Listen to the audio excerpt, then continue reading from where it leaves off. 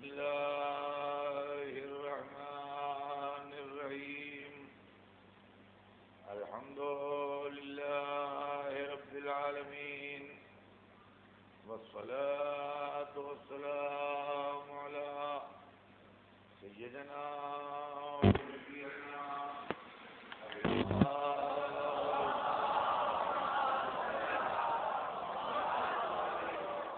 وآله الطيبين الطاهرين المعصومين، ولعنة الله على أعدائهم أجمعين من يومنا هذا إلى يوم الدين. أما بعد، فقد قال الله سبحانه تبارك وتعالى في كتابه المبين وهو أصدق الصادقين: إن الدين عند الله الإسلام. صلوات بھیجیں محمد.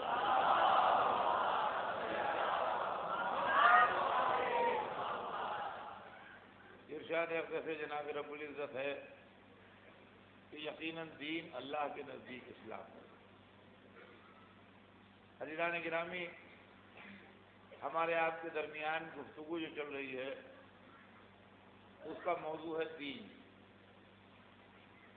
میں نے کچھ ابتدائی باتیں آپ کی خدمت میں عرض کی کہ دین کیا ہے، دین کی ضرورت کیا ہے، جن کو دین لے کے بھیجا گیا ان کے ذمہ فرائض اور ڈیوٹیز ان کی کیا ہیں، یہ چیزیں میں آپ کو سنا چکا ہوں.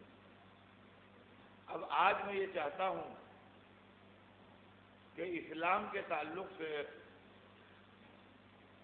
میرے مسلمان بھائی بھی اور اگر کوئی غیر مسلم دوست میرا سن رہا ہے تو وہ بھی میری تقریر کو تھوڑا توجہ سے سنیں کہ اسلام کیا ہے اور اسلام کی ٹیچنگ کیا ہے، اسلام کا مقصد کیا ہے، اسلام کا مشن کیا ہے. اسلام اس دین کو کہتے ہیں جو ہمارے کریٹ کرنے والے نے، ہمارے بنانے والے نے، ہمارے خلق کرنے والے نے، جس نے ہم کو بھی بنایا ہے، آپ کو بھی بنایا ہے اور ساری دنیا کو بنایا ہے. اور وہ ایک ہی ہے، وہ دو نہیں ہیں. اس کے نام جتنے بھی ہوں، اس کو پکارا جس انداز سے بھی جائے، اس کو جس انداز سے بھی بلایا جائے وہ الگ ہے، مگر وہ ایک ہے. اور ایک ہونا اس کا ایسا ایک ایسی سچائی ہے کہ جس کو دنیا میں سب مانتے ہیں. اس کی وجہ یہ ہے کہ ویدوں میں بھی یہ لکھا ہے کہ وہ ایک ہے، گیتا میں بھی یہ لکھا ہے کہ وہ ایک ہے، اوستا میں بھی لکھا ہے کہ وہ ایک ہے جو پارسیوں کی کتاب ہے، تورات میں بھی لکھا ہے کہ وہ ایک ہے، انجیل میں بھی لکھا ہے کہ وہ ایک ہے، قرآن میں بھی لکھا ہے کہ وہ ایک ہے. جس نے اس پورے یونیورس کو، اس پوری کائنات کو، اس پوری دنیا کو کریٹ کیا ہے اور بنایا ہے وہ ایک ہے. اور اگر اس دنیا کا کوئی بنانے والا نہ ہوتا اور خالی مٹیریل کے ملنے سے یہ دنیا بن گئی ہوتی تو بن تو جاتی، مگر ہمارے دماغ میں عقل کی شمع روشن کرنے والا کون تھا؟ دیکھیے غور طلب بات، ہر بچہ اس بات کو سوچے کہ 1 کروڑ اور 1 ارب اور 1 بلین اور 1 ٹریلین مائنس مل کے 1 پلس نہیں بنا سکتے. آپ دن بھر مائنس مائنس مائنس کہتے رہیے تو اس کے نتیجے میں رات کو 1 پلس نہیں بنے گا. Minus plus minus plus minus minus ہی رہے گا، کبھی پلس نہیں ہوگا. مادے میں اور مٹیریل میں شعور نہیں ہے. ہمارے دماغ میں عقل کی شمع جلانے والا کون ہے، اس کو ڈھونڈیے. بس اگر آپ نے اس کو پا لیا تو اپنے کریٹر کو پا لیا، اپنے رب کو پا لیا، اپنے خدا کو پا لیا. اپنے بھگوان کو پا لیا، لفظ جو چاہے کہہ لیجیے، چاہے گاڈ کہیے، چاہے رب کہیے، چاہے بھگوان کہیے، چاہے الہی کہیے، چاہے الوہی کہیے، لفظوں سے ہمیں کھیل نہیں ہے، نہ مطلب ہے، لیکن وہ ایک جس نے ہم سب کو بنایا ہے۔ اگر ایک باپ یہ نہیں چاہتا کہ اس کے بچے خراب نکلیں، اگر ایک باپ یہ نہیں چاہتا کہ اس کے بچے جاہل نکلیں، اگر ایک باپ یہ نہیں چاہتا کہ اس کے بچے چور اور بدماش نکلیں، تو ہمارا کریٹ کرنے والا جس نے باپ اور ماں کے دل میں محبت ڈالی ہے، وہ کیسے چاہے گا کہ اس کے بندے خراب ہو جائیں؟ وہ کیسے چاہے گا کہ اس کے بندے خراب نکلیں؟ لہذا جس طرح باپ اپنے بچے کی تربیت کا انتظام کرتا ہے اور چاہتا ہے کہ وہ اچھے سے اچھا بنے، ویسے ہی اللہ نے اپنے رہبروں کے ذریعے انسانوں کی تربیت کا انتظام کیا، اس لیے کہ اس کی مرضی یہ تھی کہ ہم بہتر سے بہتر انسان بنیں۔ اس کی مرضی یہ تھی کہ ہم بہتر سے بہتر انسان بنیں۔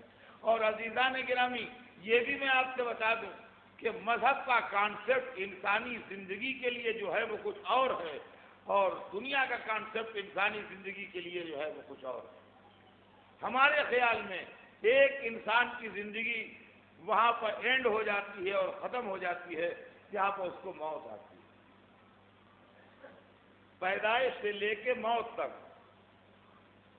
یہ ہے کہ انسان کی زندگی ہمارے دماغ میں، ان کا کب پیدا ہوئے، کا یہ 1925 میں پیدا ہوئے تھے، انتقال کب کر گئے، کا 1408 میں انتقال کر گئے، 83 ایئرس کی ایج ہوئی۔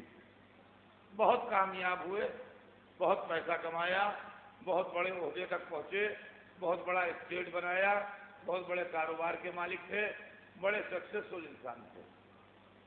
ایک تصویر۔ دوسری تصویر، ہاں بیچارے زندگی بھر ناکام رہے، کوشش کرتے رہے، کامیابی نہیں ملی، مومن آدمی تھے، غریب تھے، تکلیف میں بسر ہوئی۔ دوسری تصویر، ایک زندگی ہمارے خیال میں کامیاب ہے، ایک زندگی ہمارے خیال میں ناکام ہے۔ دیکھیے میری بات کو غور سے سنتے جائیے گا، ایک زندگی کامیاب، ایک زندگی ناکام ہے۔ زندگی کا ڈیوریشن کتنا ہے؟ 83 ہے۔ 1925 میں پیدا ہوئے تھے، 2008 میں انتقال کر گئے۔ کیلکولیٹ کیا تو 83 ایئرس کا ڈیوریشن ہے۔ یہ ہمارا تصور ہے زندگی کے لیے، لیکن مذہب کا یہ تصور زندگی کے لیے نہیں ہے۔ مذہب کا یہ تصور ہے کہ یہ زندگی امتحان زندگی ہے، اور اصلی زندگی اس کے بعد شروع ہوتی ہے۔ اصلی زندگی اس کے بعد شروع ہوتی ہے، یہ امتحان زندگی ہے، اور موت جو ہے وہ حقیقی زندگی اور اس زندگی کے بیچ میں ایک کالا پردہ ہے، جس کو الٹ کے انسان ادھر سے ادھر چلا جاتا ہے، اور ادھر جانے کے بعد ہمیشہ زندہ رہتا ہے۔ اسی لیے دنیا میں وہ انسان کامیاب سمجھا جاتا ہے کہ جس نے دولت جمع کر لی، یا بڑا عہدہ پا گیا، یا بڑا مرتبہ پا گیا، یا کسی بڑی کرسی تک پہنچ گیا، وہ انسان کامیاب ہے۔ لیکن قرآن جو ہے وہ کہتا ہے کہ وَالْعَصْرِ إِنَّ الْإِنسَانَ لَفِي خُسْرٍ، حضور کی قسم تمام انسان گھاٹے میں ہیں۔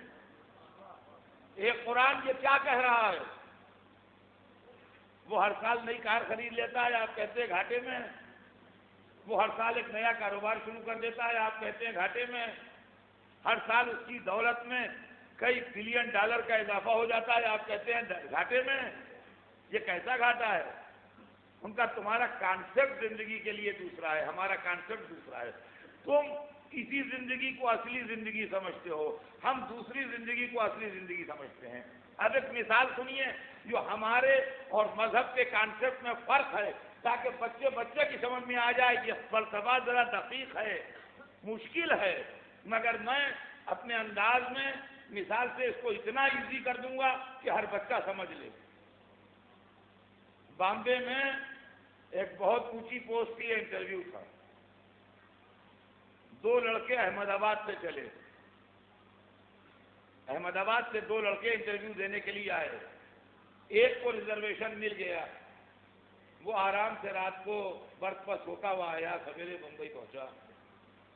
دوسرا لڑکا بھی اسی ٹرین سے آیا، اس لیے کہ اس کو بھی انٹرویو دینا تھا، مگر اس کو ریزرویشن نہیں مل پایا تھا، تو جس کو بمبئی کی اصطلاح میں چالو ڈبہ کہتے ہیں، وہ چالو ڈبے میں بیٹھ گیا یا گھس گیا کسی صورت سے، بیٹھا کہاں، کبھی کھڑا رہا کبھی بیٹھا رہا، کیسے بھی کر کے وہ بھی بہرحال رہا اسی ڈبے کے اندر، یہاں تک کہ سویرے وہ ٹرین بمبئی پہنچ گئی۔ تو دونوں اس ٹرین سے ساتھ اترے، مگر ایک رات بھر آرام سے سو کے اترا اور ایک رات بھر جاگ کے اور کھڑے رہ کے اور بیٹھے رہ کے اور تکلیف سے گزرا۔ جب انٹرویو میں گئے تو وہ لڑکا جو تکلیف سے آیا تھا وہ سلیکٹ ہو گیا، اور وہ لڑکا جو آرام سے آیا تھا وہ سلیکٹ نہیں ہو پایا۔ اب آپ مجھے بتائیے، اتنا بڑا مجمع بتائے، ان دونوں لڑکوں میں کامیاب کون لڑکا ہوا؟ وہ لڑکا جو سلیکٹ ہو گیا مگر رات بھر جاگ کے آیا تھا وہ کامیاب ہوا، یا وہ لڑکا جو سلیکٹ نہیں ہوا مگر رات بھر آرام سے آیا تھا وہ کامیاب ہوا؟ انہوں نے بھائی اگر مقصد احمد آباد سے بمبئی تک کا سفر ہے تو وہ کامیاب ہوا جو سو کے آیا تھا، اور اگر مقصد جاب ملنا ہے تو وہ کامیاب ہوا جس کو جاب مل گیا۔ تو عزیزان گرامی، دنیا میں آرام سے گزری یا تکلیف سے گزری؟ اگر مقصد یہ دنیا ہے تو وہ کامیاب ہے جو آرام سے رہا، وہ ناکام ہے جو تکلیف سے رہا، اور اگر اس دنیا کے بعد کی دنیا ہے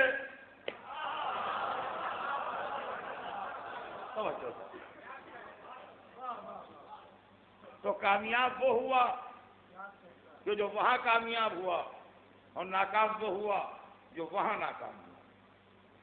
تو عزیزان گرامی، اللہ نے ہم کو بنایا ہے تو کائنات کا سب سے خوبصورت مخلوق، کائنات کا سب سے ذہین، سب سے انٹیلیجنٹ مخلوق، کائنات کی سب سے پیاری تصویر اور کائنات کا سب سے حسین چہرہ انسان معبود۔ یہ بات سمجھ میں نہیں آتی کہ ستاروں کی عمریں تو بلین ایئرس ہوں، سمندر تو کروڑوں برس رہیں، پہاڑ تو اربوں برس رہیں، کچھ درختوں کی زندگیاں بھی انسانوں سے زیادہ ہوں، کچھ جانوروں کی زندگیاں بھی انسانوں سے زیادہ ہوں، اور یہ دنیا کا سب سے حسین کھلونا جو ہے، یہ اگر اتنے جلدی توڑنا تھا تو اتنا خوبصورت بنایا کیوں؟ اگر اس کھلونے کو اتنا جلدی توڑ دینا تھا تو اتنا حسین بنایا ہی کیوں؟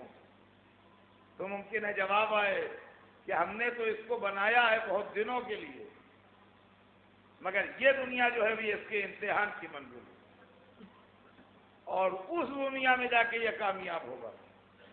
عزیزان گرامی، پہلے مذہب کے تصور کو جگائیے ذہن میں کہ مذہب ہے کیا۔ خالی اعتراض کرنے سے کام نہیں بنتا ہے، ذہنوں کو جھنجھوڑیے۔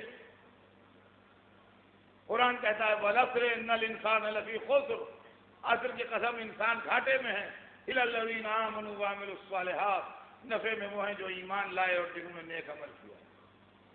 اب آئیے میں آپ کو مثال دیتا ہوں۔ آدمی لکھنؤ کا ہے تو رہتا بمبئی میں ہے، کمانے آیا ہے، جتنا کما کے لکھنؤ تک پہنچا دے وہ تو فائدہ ہے، اور بمبئی میں لٹ گیا یا راستے میں لٹ گیا تو جو لٹا وہ فائدے میں گیا کہ نقصان میں؟ سوچیے۔ دنیا میں اس کی مثالیں ہیں۔ ابھی چند برس پہلے کی بات ہے کہ ہمارے بہت سے انڈینس کویت میں کام کرتے تھے، میں مجلسیں پڑھنے کویت جاتا تھا، بہت لوگ ملتے تھے، پھر ایک رات کویت پر عراق کا قبضہ ہو گیا، اور وہاں سے جو بیچارے غیر ملکی تھے وہ اپنی جانیں بچا بچا کے وہاں سے بھاگے۔ جب بہت سے بمبئی کے لوگ بھی تھے، بہت سے لکھنؤ کے لوگ بھی تھے، بہت سے ہر جگہ کے تھے۔ تو اب جب وہاں سے آئے تو انہوں نے کہا ارے صاحب ہمارے پاس اتنا عمدہ ولا تھا، ہمارے پاس 3 گاڑیاں تھیں، ہمارے پاس اتنا فرنیچر تھا، اتنا بینک بیلنس تھا، یہ تھا یہ تھا یہ تھا، یہ سب کیا کریں، وہاں پہ ایسا حالات تھے کہ وہاں رکتے تو خطرہ تھا، ہم بھائی جان بچا کے چلے۔ تو جو چھوڑ آئے کویت میں، آپ مجھے بتائیے، آپ سب کاروباری شہر ہے، یہ اتنی بات تو ہر ایک سمجھتا ہے کہ جو چھوڑ آئے وہ نفع ہے کہ نقصان ہے؟ جی دیکھیے، اس سے ایزی نہیں پڑھ سکتا میں، جو چھوڑ آئے وہ نفع ہے کہ نقصان ہے؟ جو بینک میں رہ گیا، جو گھر میں رہ گیا، جو لٹ گیا، جو لوگ لے گئے، وہ نفع کے کھاتے میں لکھیے گا کہ نقصان کے کھاتے میں؟ کیا نقصان ہے؟ اب اگر آپ پاس 3 بالکل نئی بہترین امریکن گاڑیاں تھیں کویت میں، اور وہ آپ چھوڑ کے آئے وہاں سے، اور یہاں شانتا کروز سے آپ نے امامباڑہ روڈ تک کی ٹیکسی پکڑی، تو ٹیکسی ڈرائیور کو اس سے بحث نہیں ہے کہ آپ کے پاس کویت میں کئی گاڑیاں تھیں؟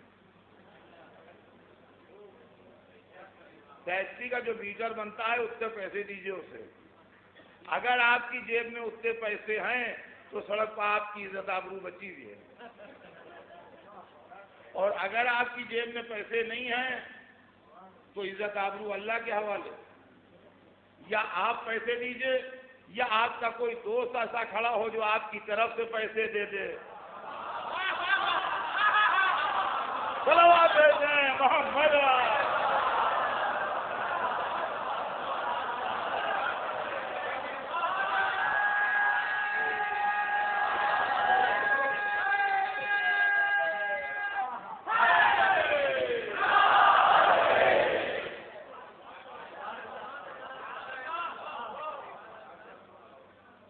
اس کو اس سے بحث نہیں ہے کہ آپ کے پاس مرسڈیز بھی تھی، اور آپ پاس BMW بھی تھی، اور آپ پاس رولز رائس بھی تھی،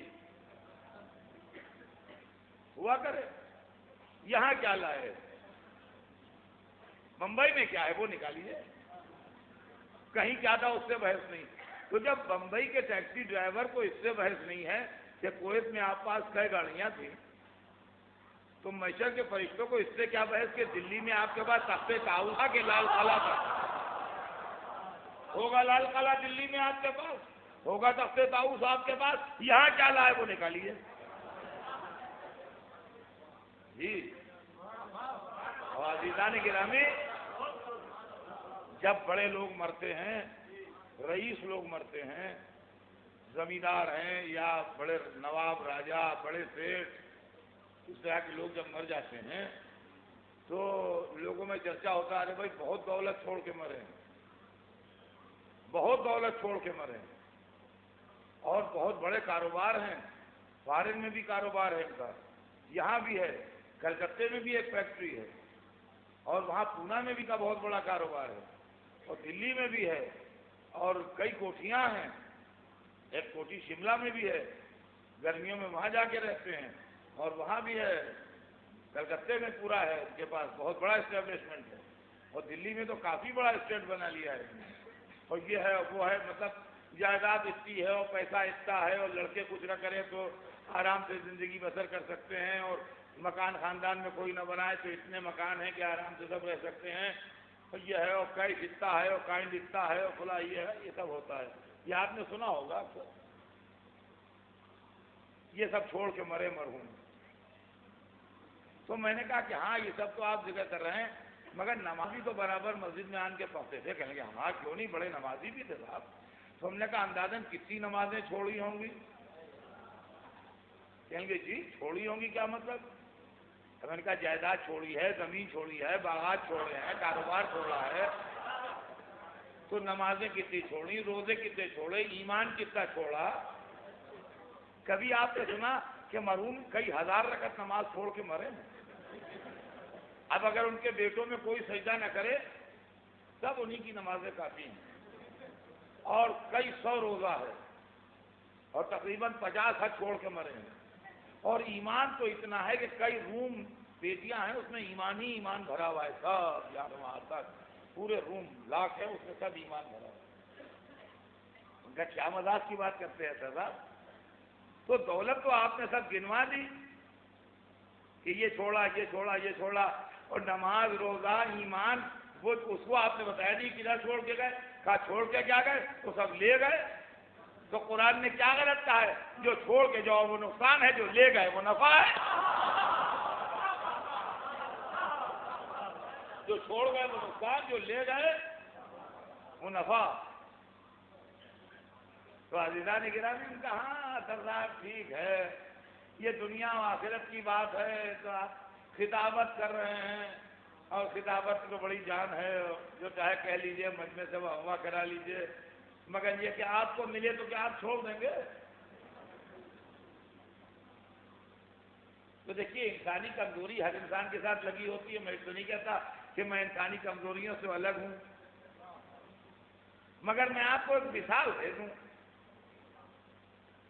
کہ دولت اور حکومت اور اقتدار اور پاور، میں آپ کے سامنے ایک ایسی تصویر پیش کرتا ہوں کہ آپ اتنا سوچ نہیں سکتے جتنا اس کا کما لیا، جتنا اس نے بنا لیا۔ اس کا نام تھا سکندر۔ اس کی ہمت عالی سرحدوں کی پابند نہیں تھی، وہ اپنی سرحدیں خود بناتا، ہندوستان تک آیا ہے فتح کرتا ہوا۔ سکندر اعظم، الیگزینڈر دی گریٹ۔ اب آپ نہیں کہہ سکتے کہ دولت کیا ہے اسے نہیں معلوم تھا، پاور کیا ہے اسے نہیں معلوم تھا۔ آپ کو نہیں معلوم ہوگا، اس کو سب معلوم تھا۔ اس کی فوجیں سمندر کی لہروں کی طرح بڑھتی نہیں آگے، جس تخت کو پسند کیا اس پر قدم رکھ دیا، جس تاج کو پسند کیا سر کو اٹھا کے رکھ لیا، اس کو پرواہ نہیں تھی کسی کی۔ اور یہ جواہرات، ہیرے، یاقوت اور پخراج اور بڑے بڑے قیمتی پتھر، ان کی کھجڑی مکس اپ سونے کی کشتیوں میں اس کے سامنے نظر گزرتی تھی۔ اب اس کی ہسٹری پڑھیے، آپ کو سب ملے گا لکھا ہوا۔ لیکن اتنے بڑے دولت و اقتدار اور سلطنت کے بعد تاریخ لکھتی ہے جب موت کا وقت آیا تو وصیت کر گیا کہ میرے ہاتھ کفن سے باہر نکال دینا۔ تو لوگوں نے پوچھا اس میں راز کیا ہے؟ کہا دنیا دیکھ لے سکندر خالی ہاتھ جا رہا ہے۔ گھاٹے میں کون ہوتا ہے؟ وہی تو ہوتا ہے جو خالی ہاتھ رہ جائے آخر میں۔ اسی کو تو گھاٹے میں کہتے ہیں جس کے پاس کچھ نہ رہے۔ کہا دیکھ لینا سکندر خالی ہاتھ جا رہا ہے۔ قرآن نے کہا وَالْعَصْرِ إِنَّ الْإِنسَانَ لَفِي خُسْرٍ، عصر کی قسم انسان گھاٹے میں ہے۔ لیکن عزیزان گرامی اس کے بعد قرآن نے یہ بھی کہا ہے کہ نفع میں وہ ہے جو ایمان لائے اور نیک عمل کرے۔ تاریخ میں ایک بادشاہ اور گزرا ہے جو اپنے وقت کی آدھی سے زیادہ دنیا کا قابض تھا، مگر اس نے کبھی عمدہ لباس نہ پہنا، ہمیشہ موٹے کپڑے پہنے، کبھی اچھی غذا نہ کھائی، ہمیشہ جو کی روٹی کھائی، کبھی اچھے گھر میں نہ رہا،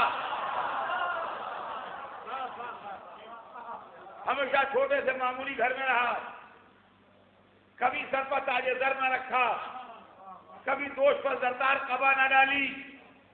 وہ بھی بہت بڑا فاتح تھا۔ سکندر کی فتوحات اس کے لشکر کے بل پر ہوتی تھی، یہ وہ تھا کہ لشکر کے بازو کے بل پر جیتتا تھا۔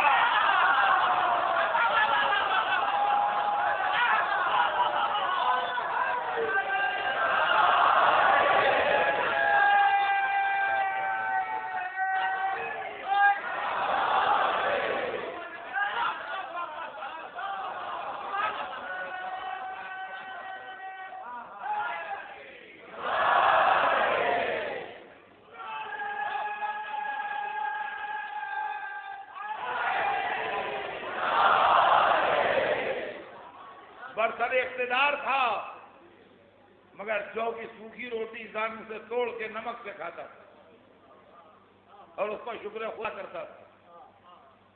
تیز سردیوں میں ایک معمولی چادر اوڑھے میں ملتا تھا اور کہتا تھا میں اپنے وطن سے یہی لایا تھا، میں نے تمہارے مال میں سے کچھ لیا نہیں ہے۔ بادشاہ وہ بھی تھا اور اپنی زمانے کی آدھی سے زیادہ دنیا پر اس کا قبضہ بھی تھا، لیکن جب دنیا سے گیا تو سکندر کی طرح یہ کہہ کے نہیں گیا کہ خالی ہاتھ جا رہا ہوں، پکار کے کہتا گیا کعبہ، صلوات اور محمد۔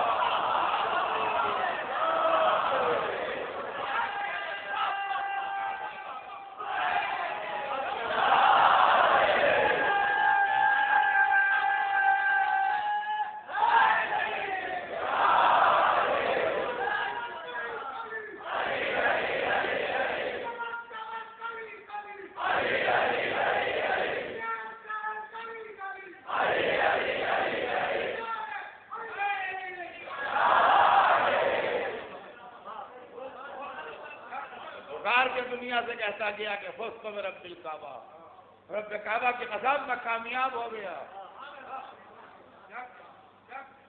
سمجھے آپ؟ الا الذین آمنوا وعملوا الصالحات. یہ ہے مذہب، یہ ہے دین. اللہ نے انسان کو بنایا ہے، اس لیے بنایا ہے کہ اس دنیا میں وہ اپنا کردار پیش کرے، اس دنیا میں وہ اپنی سیرت پیش کرے، اس دنیا میں وہ اپنی زندگی پیش کرے. اور اس زندگی میں وہ اگر اللہ کے بتائے ہوئے راستے پر چلتا ہے، وہ اگر اللہ کے بتائے ہوئے طریقوں پر چلتا ہے، وہ اگر اپنے کریٹ کرنے والے اور اپنے خلق کرنے والے کو مانتا ہے تو وہ ایک کامیاب انسان ہے، اور مرنے کے بعد اس کو کامیابی ملے گی. اور اگر وہ نہیں مانتا ہے تو اس کو ناکامی ملے گی.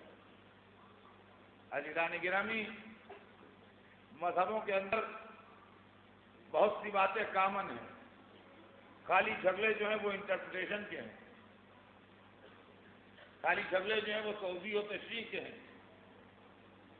خالی جھگڑے جو ہیں وہ اس چیز کے ہیں کہ اس بات کو کیسے ایکسپلین کیا ہے کس نے، اور بعد میں اس کے اندر کیسے کیسے خیالات اور شامل ہو گئے ہیں.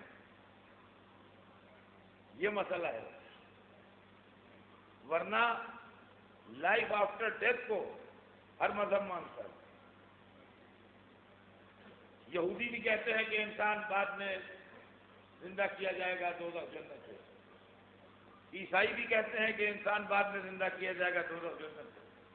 مسلمان بھی کہتے ہیں کہ انسان بعد میں زندہ کیا جائے گا دوزخ جنت سے. ہندو بھی کہتے ہیں کہ انسان بعد میں زندہ کیا جائے گا، اس کے لیے آخرت میں کوئی انجام ہے، یا اس کو مکتی پراپت ہوگی یا جو کچھ ہوگا. تو بہرحال وہ بات انٹرپریشن کی ہے کہ ہو سکتا ہے میں اس بات کو کسی اور طرح کہہ دوں، آپ کسی اور طرح کہہ دیجئے، یہ کسی اور طرح کہہ دیں، لیکن تھیم جو ہے وہ ایک ہی ہے. اور عزیزان گرامی، اس کے اندر بھی میں آپ کو بحیثیت ٹیچر کے ایک بات بتا دوں کہ آپ خود 10 لڑکوں کو بیٹھ کے پڑھائیے ایک ہی بات، ایک ہی استاد 10 بچوں کو ایک طریقے سے ایک ہی لیکچر میں 4 باتیں سمجھائے، اور اس کے بعد ان 10 بچوں کو الگ کر کے ایک ایک کو بلا کے اس کا انٹرویو ریکارڈ کرے تو بات بدل جائے گی. یہ بحیثیت ٹیچر میں آپ سے بتا رہا ہوں، یہ میری زندگی بھر کا تجربہ ہے، اس لیے کہ یہ میرا سبجیکٹ ہے، میں نے یہی یاد کیا ہے زندگی میں. سب بچے ایک انٹیلیجنٹ کے نہیں ہوتے، سب بچے ایک ذہانت کے نہیں ہوتے، سب کے اندر گریسپنگ پاور ایک سی نہیں ہوتی. لہذا اپنی اپنی حیثیت سے، اپنی اپنی انٹیلیجنس کے حساب سے، اپنی اپنی ذہانت کے حساب سے، اپنے اپنے گریسپنگ پاور کے حساب سے وہ بچے جو ہیں وہ آپ کو جواب دیں گے. اب جب آپ 10 کے انٹرویو الگ الگ سنیے گا تو کہیں کہیں پر ایسا لگے گا جیسے الگ الگ ویوز سامنے آ رہے ہیں. یہ ایک ہی تعلیم کے الگ الگ ویوز ہیں. یہ انسان کی کمزوری ہے اور یہ انسان کی ویکنس ہے. اس کمزوری اور ویکنس کے اوپر قابو نہیں پایا جا سکتا. ہم نے زندگی بھر ٹیچری کر کے اور زندگی بھر کالج میں پڑھا کے یہ تجربہ حاصل کیا ہے کہ لڑکوں کو پڑھایا ایک ہی آدمی نے، لیکن سمجھنے کی لیاقت کے نتیجے میں کچھ لڑکے فیل ہو گئے، کچھ 3rd ڈویژن پاس ہوئے، کچھ 2nd ڈویژن پاس ہوئے، کچھ 1st ڈویژن پاس ہوئے. کچھ نمبروں میں فرق کیوں آ گیا؟ یہ اپنے اپنے سمجھنے کی لیاقت کی بات تھی. اس میں استاد کو بلیم نہیں کیا جا سکتا، جو ان کی اپنی ذہانت کی بات تھی. اللہ نے اسی لیے مذہب میں جو ہم معصوم امامت کے قائل ہیں، توجہ چاہتا ہوں، مذہب میں جو ہم معصوم امامت کے قائل ہیں وہ اس لیے قائل ہیں کہ جب رسول کا فیضان کرم برسا تو یہ ممکن نہیں ہے کہ سب ایک طرح سمجھ لیں. لہذا بدن میں ایک معصوم ہونا ضروری ہے جو ایز اٹ از سمجھے تو کہا جا رہا ہے صلوات بھیجیں محمد.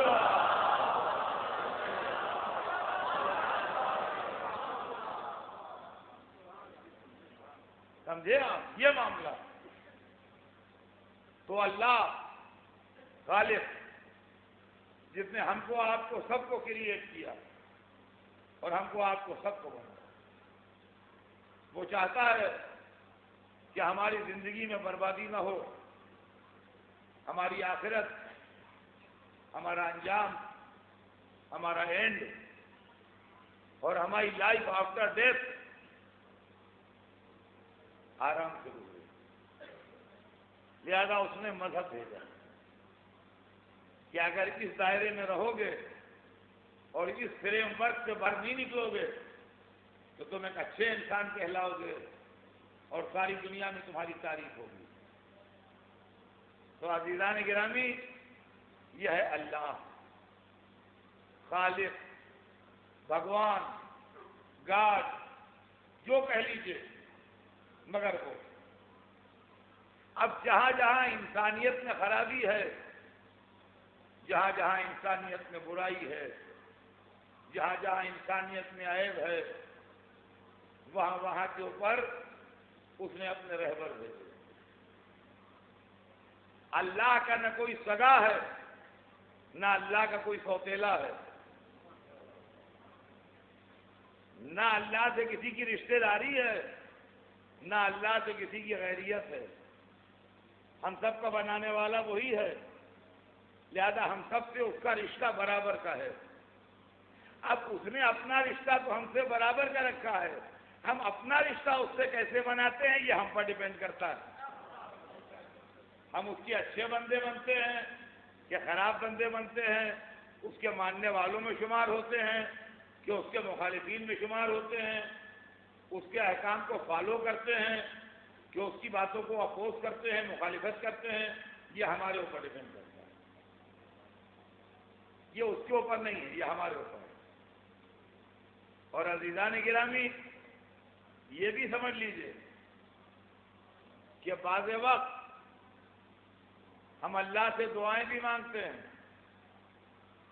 اور خوشامد بھی کرتے ہیں اور ہاتھ بھی جوڑتے ہیں کہ یہ کام ہمارا ہو جائے، اور اس کے بعد نہیں ہوتا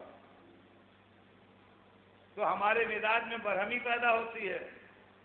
واہ اللہ میاں، ہم نے اتنی دعائیں کی، اتنے سجدے کیے، اتنا پوجا کیا، اتنا چرچ میں گئے، اتنا مسجد میں سر رگڑا، کچھ نہیں۔ میں بچوں کو سمجھا رہا ہوں، بڑوں کو نہیں۔ یہ فلاسفی کوئی پیچیدہ نہیں ہے، یہ ہر گھر میں ہے۔ بچہ 3 برس کا ہے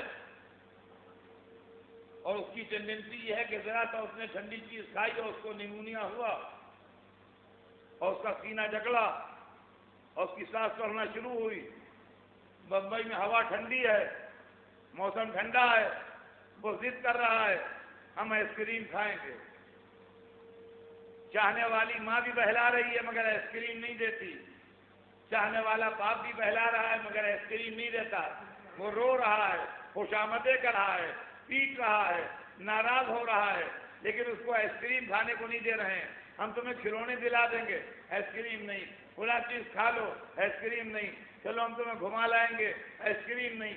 وہ آئس کریم ضد کر رہا ہے۔ آپ ہیں کہ ہر چیز دینے پر تیار ہے، آئس کریم دینے پر تیار نہیں ہے۔ 3 برس کا بچہ یہ سوچتا ہے کہ میرے ماں باپ سے زیادہ ظالم مخلوق پیدا نہیں ہوا ہے، لیکن جب وہی لڑکا 30 برس کا ہوتا ہے تو سمجھتا ہے کہ ماں باپ کی محبت کا کمال تھا جو مجھ کو آئس کریم نہیں دی، اگر دے دیتے تو شاید میں مر جاتا۔ عزیزان گرامی، دنیا میں ہم کبھی یہ سوچتے ہیں کہ کیسا ہے اللہ جو ہماری نہیں سنتا۔ آخرت میں جب آنکھیں کھلیں گی تو معلوم ہوگا اس کا کمال رحم تھا جو نہیں ملا۔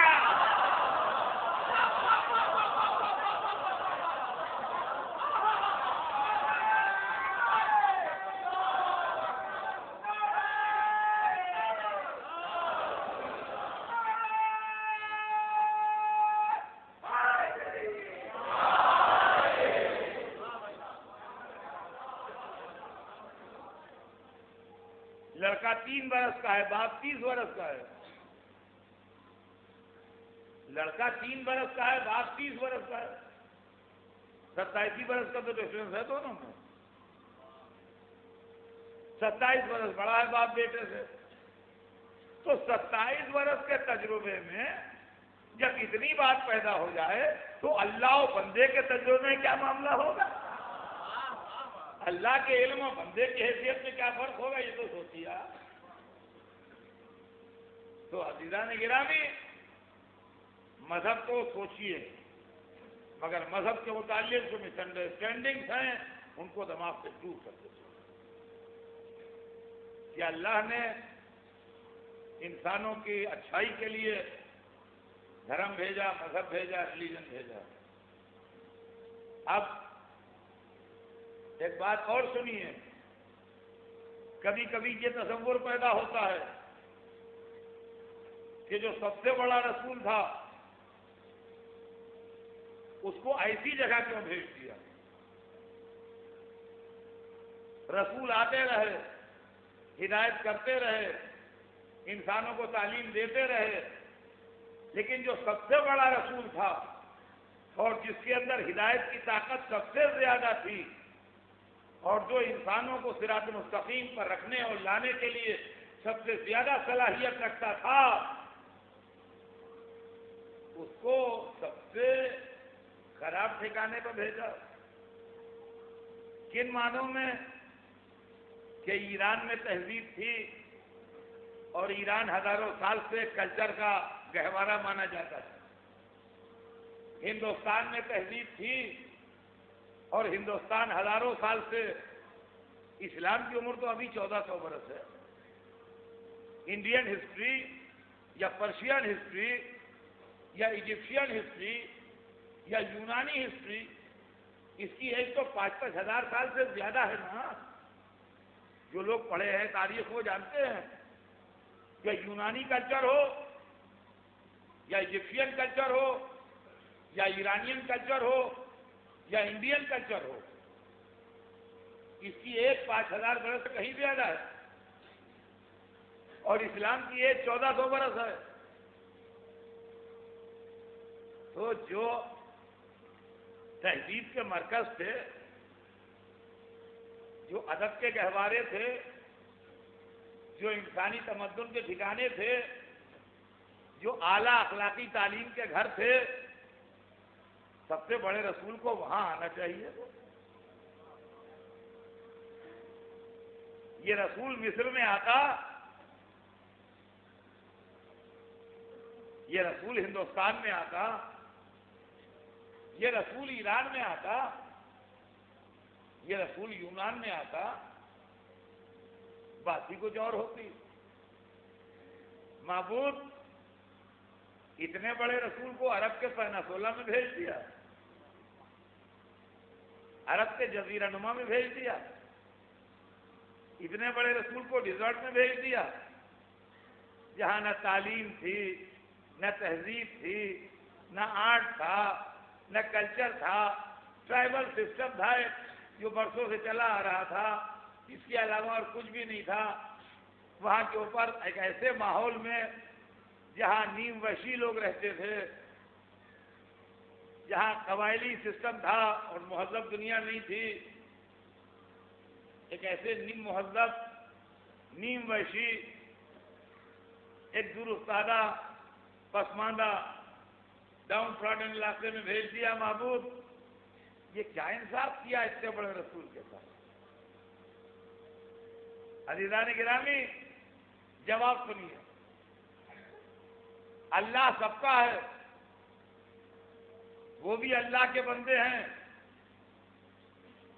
کہ جو تہذیب یافتہ ہیں، اور وہ بھی اللہ کے بندے ہیں جو غیر مہذب ہیں.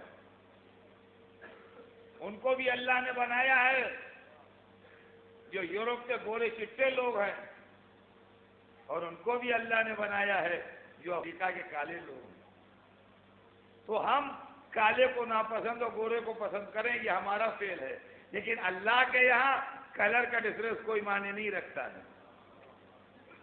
اس لیے کہ کالا بھی اسی کا ہے، گورا بھی اسی کا ہے. تو جس ماں کا بچہ کالا ہوتا ہے اس کو اپنا کلو ہی اچھا لگتا ہے.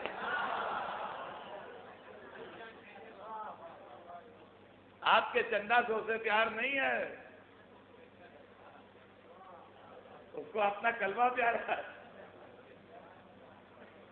تو عزیزان گرامی، اللہ نے کالے بھی بنائے، گورے بھی بنائے، زرد بھی بنائے، ڈفرینٹ کلر کے جو آدمی ہیں وہ سب اللہ کے بنائے ہوئے۔ لہذا آپ یہ نہ سوچئے کہ اللہ گوروں پر مہربان ہوگا، کالوں پر ناراض ہوگا، یہ ہماری تھنکنگ ہے، اللہ کے یہاں یہ بات نہیں ہے۔ تو آپ سنیے کہ اتنا بڑا رسول وہاں کیوں بھیجا گیا۔ دیکھیے آپ کے 4 بچے ہیں، ایک بچہ زیادہ بیمار ہے تو جو زیادہ بیمار ہے اس کو سب سے بڑے ڈاکٹر کو دکھانے لے جائیں گے۔ اب آپ کہیے واہ، یہ تندرست بچے جو کھیل رہے ہیں ان کو دکھائیے، یہ تو بیچارہ خود ہی مر رہا ہے، اس کو آپ اتنے بڑے ڈاکٹر کیوں دکھائیں گے؟ ان کہہ رہے واہ کیسی بات کرتے، اسی لیے تو اتنے بڑے ڈاکٹر کو دکھایا، اس لیے کہ اس کی حالت خراب ہے۔ چونکہ عربوں میں انسانیت پستی کی طرف تھی، لہذا سب سے بڑا رہبر بھیجا گیا تاکہ ان کی صلوات بھیجے محمد۔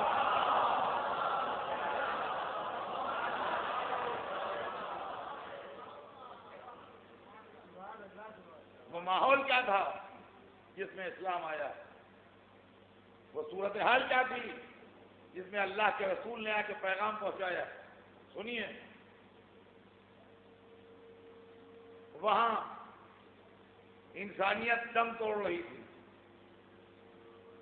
دولت کے آگے غربت کی کوئی حیثیت نہیں تھی، غریبوں کو زندہ رہنے کا حق نہیں تھا، زندگی کے جملہ حقوق مالداروں کے پاس تھے، کالے انسان نہیں سمجھے جاتے تھے،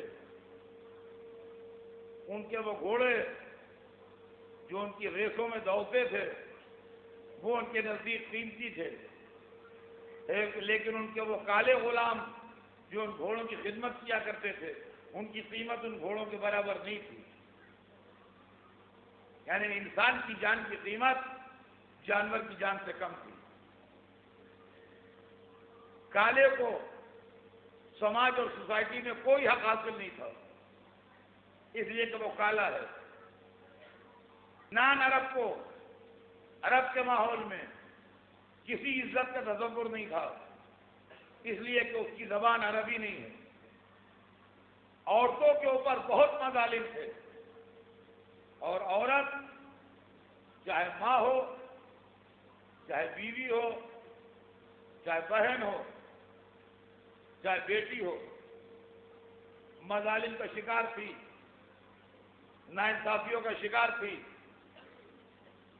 اور عورتوں پر ظلم کے پہاڑ توڑے جا رہے تھے یوں کہ لڑکیوں کو پیدا ہوتے ہی دفن کر دیا جاتا تھا۔ قرآن مجید کے اندر وہ آواز موجود ہے کہ وَإِذَا الْمَوْءُودَةُ سُئِلَتْ بِأَيِّ ذَنبٍ قُتِلَتْ، جب قیامت کے دن ان لڑکیوں سے سوال ہوگا جو پیدا ہوتے ہی مار ڈالی گئی کہ تمہیں کس جرم میں قتل کیا گیا۔ دیکھیے، اگر کوئی آدمی کسی چیز کو برائی سمجھ کے کر رہا ہے، برائی کر رہا ہے مگر یہ سمجھ کے کر رہا ہے کہ برائی ہے، تب بھی غنیمت ہے، شاید کبھی چھوڑ دے۔ یعنی میں شراب پی رہا ہوں مگر یہ سمجھ کے پی رہا ہوں کہ اسلام میں حرام ہے، یہ بری چیز ہے، خراب ہے، مگر پی رہا ہوں، عادت پڑی ہوئی ہے، تو برائی تو کر رہا ہوں مگر پھر بھی امید ہے ذرا سی کہ چونکہ اس کو برا سمجھ رہا ہوں لہذا شاید کبھی چھوڑ دوں۔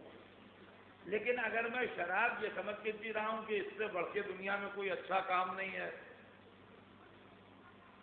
تو یہ اور زیادہ خطرناک مرض ہے، اس لیے کہ برائی کر رہا ہوں اور برائی کو اچھائی سمجھ کے کر رہا ہوں، یا اور بربادی اور تباہی کا راز ہے اس کے اندر۔ تو عزیزان گرامی، جس ماحول میں اسلام آیا ہے اس ماحول میں لوگ جو برائی کر رہے تھے وہ برائی کو اچھائی سمجھ کے کر رہے تھے۔ دیکھیے، چوری کرتے ہیں لوگ، ڈاکہ مارتے ہیں لوگ، ہے دنیا میں ایسے آدمی جن کی گزر بسر ڈاکے پہ ہوتی ہے، رہزنی کرتے ہیں، راستے میں قافلوں کو، لوگوں کو لوٹ لیتے ہیں، مگر اس کے ساتھ ساتھ وہ یہ تو سمجھتے ہیں کہ چوری بری بھی چیز ہے. عرب میں ڈاکہ زنی ہوتی تھی، چوری ہوتی تھی، اور اس کے بعد اپنی مدح میں قصیدہ ہوتا تھا کہ ہم وہ ہیں جو یوں چرا لائے. میں آپ کو حوالہ دیتا ہوں، پری اسلامک ٹائم کی ایک پوئٹری کی کتاب ہے، کتاب الحماسہ. میں ایسی کتاب کا ریفرنس دے رہا ہوں جو بمبئی میں اویلیبل ہے. اس کے اندر عرب کی پری اسلامک ٹائم کی پوئٹری ہے. آپ اس کو پڑھیے، کس طریقے سے اس نے شہد چرایا، اور اس کے بعد پھر جناب جب وہاں پر لوگ جمع ہوئے تو کس ترکیب سے وہ ٹیکنیک سے وہاں سے بھاگ کے پہاڑ سے پھسل کے نکل آیا. پورا قصیدہ اپنی مدح میں کہہ بیٹھا ہے. ڈاکہ بھی ڈال رہا ہے اور قصیدہ مدح میں کہہ رہا ہے. قتل بھی کر رہا ہے، اپنی مدح میں تعریف میں قصیدہ بھی کہہ رہا ہے. لڑکی کو زندہ دفن کر دیا،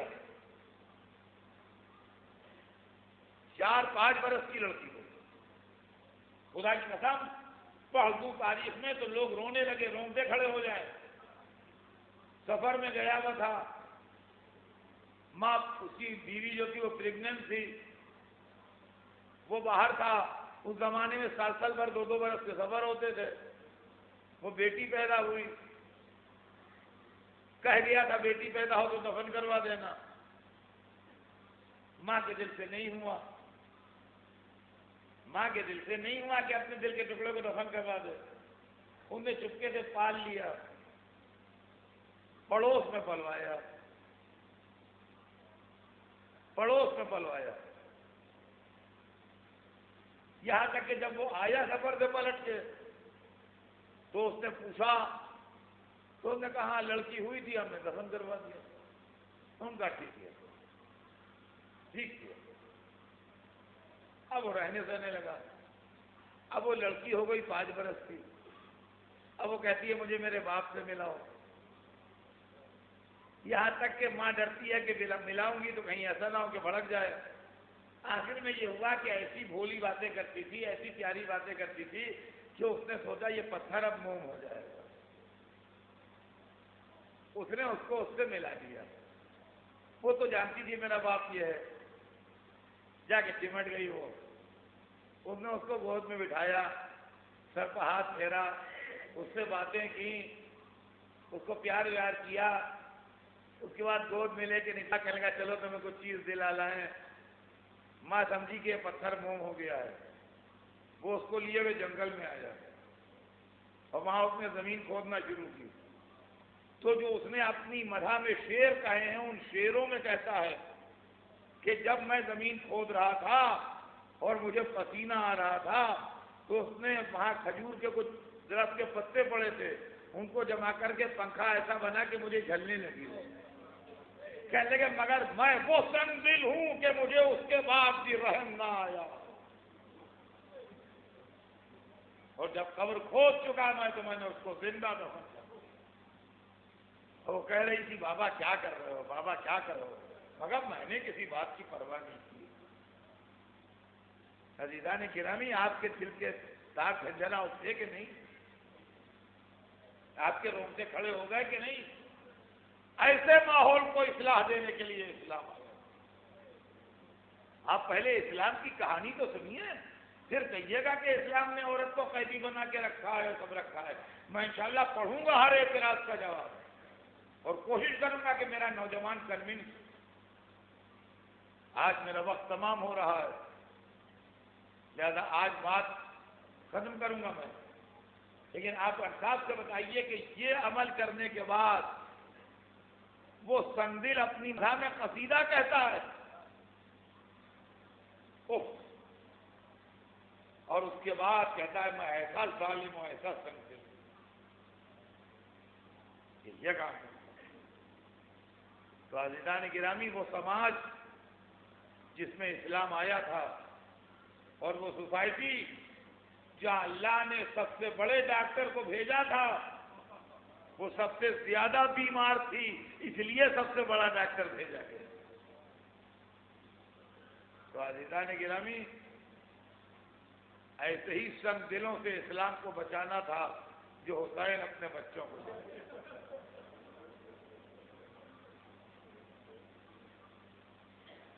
اسی مزاج کفر کے کچھ سب دل کربلا میں جمع ہو گئے. چھوڑیے اس بات کو کہ حسین پر رحم نہ آیا، چھوڑیے اس بات کو کہ حسین کے دوستوں اور عزیزوں پر رحم نہ آیا. یہ وہ سنگ دل تھے جن کو 6 مہینے کے علی اصغر پر رحم نہ آیا. انسانیت کانپ جاتی ہے، شرافت کا سر جھک جاتا ہے، اخلاق پناہ مانگنے لگتا ہے جب ہم یہ منظر دیکھتے ہیں کہ ظالم پانی زمین پر گرا رہے ہیں اور پیاسے بچے زمین پر تڑپ رہے ہیں اور حسین کا پانی بند. اور اس پانی بند کرنے والوں میں وہ بھی شامل ہیں جن کو حسین نے راستے میں کل سیراب کیا. ایک ہی پورے لشکر میں انسان نکلا جس نے انسانیت کی لاج رکھ لی، ورنہ کربلا کے ریگستان میں انسان نما درندوں کے ہاتھوں اس انسانیت کی کشتی ڈوب جاتی. حر کا احسان ہے انسانیت پر کہ اس نے حسین کے پاس آ کے عزت انسان بچائی ہے. رات بھر ٹہلتا رہا، رات بھر ٹہلتا رہا. سویرا ہوا، عاشور کا سویرا، تو مہاجر ابن اوس نام میں ایک شخص ہے، وہ کہتا ہے میں نے حر کو دیکھا تو اس حال میں دیکھا کہ تھر تھر تھر تھر کانپ رہا ہے. تو میں نے اس سے کہا کہ میں نے تجھے لڑائیوں کے دنوں میں دیکھا ہے، مجھے تیرا تجربہ ہے، تو لڑائیوں کے دنوں میں شیروں کا شیر لگتا ہے. لڑائی کے دنوں میں تو شیروں کا شیر لگتا ہے. آج کیا ہو گیا ہے جو کانپ رہا ہے؟ کیا بنی ہاشم کی تلوار سے ڈر رہا ہے؟ تو شخص کہتا ہے کہ حر نے مجھے جھڑک دیا. کہا کیا بات کرتے ہو، سپاہی سر بیچ کے نوکری کرتا ہے. میں اپنے کو دوزخ و جنت کے بیچ میں پا رہا ہوں، میں اپنے کو دوزخ و جنت کے بیچ میں پا رہا ہوں. وہ کہتا ہے میں آگے بڑھ گیا، مگر اس کا کہنا حر کے دل پر اثر کر گیا. بیٹے کو دیکھا، کہا بیٹا کیا سوچ رہا ہے؟ کہا بابا وہی سو رہا ہوں جو آپ سوچ رہے ہیں. کہا بھی دیر نہ کر، دیر نہ کر. باپ بیٹے نے گھوڑے اڑائے اور لشکر یزید سے نکل کے حسین کی خدمت اور آن کے حسین کے قدموں پر سر رکھ دیا. حلی توبہ، سیدہ کے لال کیا میرے لیے توبہ ہے؟ دنیا میں ہمیشہ غریبی سے ٹوٹ کے آدمی مال کی طرف جاتا ہے، کمزوری سے ٹوٹ کے آدمی پاور کی طرف جاتا ہے، بھوک پیاس سے بھاگ کے آدمی کھانے پینے کی طرف جاتا ہے. کربلا کے میدان میں حسین کی فتح کا اعلان تو عاشور کو سویرے ہی ہو گیا. اب تو جو کچھ ہوگا وہ رسمی کارروائی ہے. اعلان فتح حسین تو ہو گیا کہ جدھر دریا بہ رہا تھا ادھر سے ٹوٹ کے پیاسوں میں آ گیا، لاکھوں کے لشکر سے ٹوٹ کے 72 میں آ گیا. جدھر دولت و حکومت و سلطنت تھی ان سے ٹوٹ کے ادھر آ گیا جہاں بظاہر کچھ نہ تھا. اور اکیلا نہیں آیا کہ کوئی یہ کہے کہ راستے میں پانی پلایا تھا لہذا اخلاقی دباؤ اتنا پڑا کہ آ گیا. نہ، حق سمجھ کے آیا. اس لیے کہ اگر اخلاقی دباؤ میں آتا تو بیٹے کو نہ لاتا.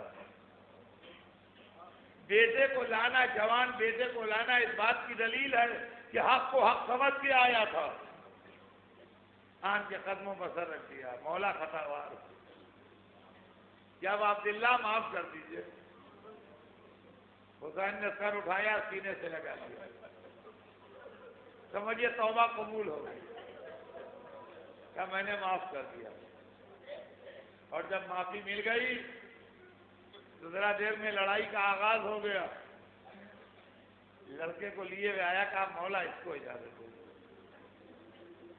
جوان لڑکے کو لیے کھڑا ہے، کہا مولا اس کو اجازت دے دیجیے. کسی نے کہا اور اپنے سامنے اپنے جوان کو بھیج رہا ہے؟ کہا ہاں، اس لیے کہ میں بھی تو سیدہ کے لال کو گھیر کے لایا ہوں.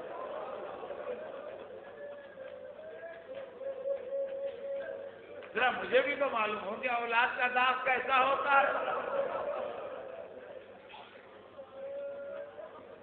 میں بھی تو دیکھوں جوان کے داغ میں کیا کیفیت ہے.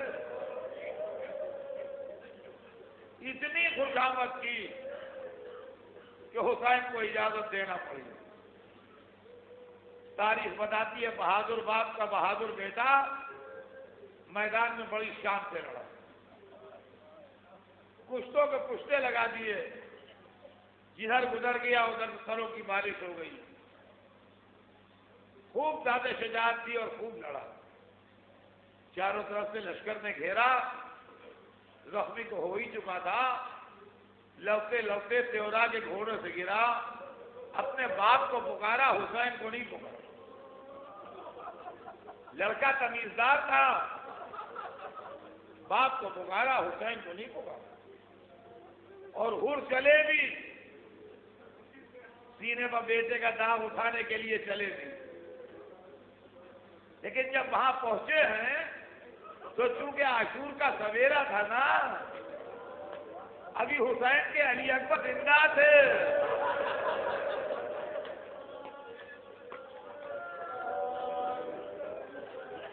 ابھی حسین کی کمر میں طاقت تھی، عباس زندہ تھے. جب ہر اپنے بیٹے کے سرہانے پہنچے تو دیکھا حسین پہلے سے بیٹھے ہیں اور اس شان سے بیٹھے ہیں کہ اس کا سر دانوں پر رکھے ہیں، رومال مبارک ہاتھ میں ہے، چہرے سے اس کا خون اور گرد جو ہے وہ پوچھ رہے ہیں. یہ منظر دیکھ کے کانپنے لگا ہو، ارے مولا آپ آ گئے. اپنا غم بھول گیا، اپنا غم بھول گیا. ارے آقا آپ آ گئے، مولا آپ آ گئے. ارے آپ نے کیوں زحمت کی، آپ کیوں آ گئے؟ بڑے پیار سے جواب دیا، اور ہم نہ آتے تو کون آتا، تو ہمارا مہمان ہے، ہمیں تو آنا چاہیے تھا.